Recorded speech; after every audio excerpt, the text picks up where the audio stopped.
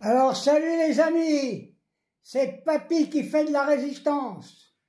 Alors je voudrais intervenir maintenant et m'adresser à tous les prolos, à tous les smigards. Vous avez été en vacances, vous avez tout bouffé, hein? Alors il est peut-être temps de rentrer et puis commencer à se battre.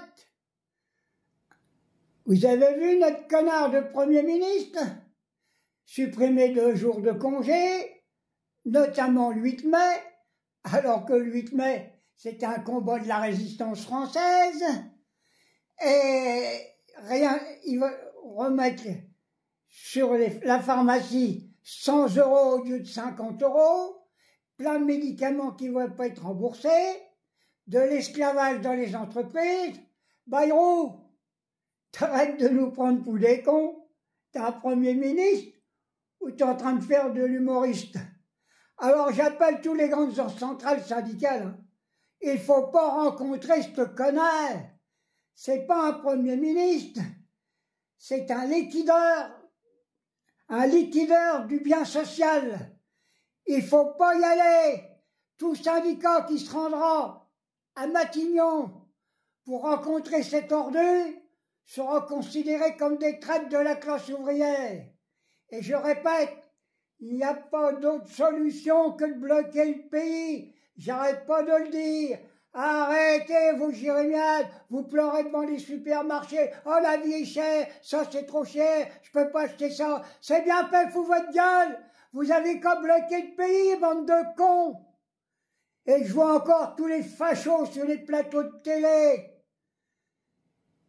Non, la seule solution, c'est de bloquer, plus travailler, rester chez vous, comme j'ai déjà dit, bouffer des patates et du riz. Plus de consommation. Et quand je vois notre guignol au fort de Briançon, en train de se baigner les couilles avec toute sa famille dans une piscine là-bas, mais faut foutre un drone avec des trucs explosifs sur le fort de Briançon. C'est une merde ça nous coûte une fortune. Alors, donnez du pognon pour les hôpitaux, pour les maisons de retraite, pour l'éducation nationale. Arrêtez de donner du pognon pour engraisser ces vermines qui nous gouvernent. Allez, ma vidéo est terminée. Vous voyez ce que j'ai mis? Le drapeau de la France insoumise et de la Palestine. Alors je voudrais dire un mot à nos députés. À la rentrée, je veux qu'il y en ait encore un ou deux qui prennent le drapeau de la Palestine et qu'ils le mettent à l'Assemblée nationale. Et en plus, je veux qu'il y en ait une partie qui prenne le drapeau des Juifs de France, à ceux qu'on ne donne pas la parole, avec le drapeau de la Palestine.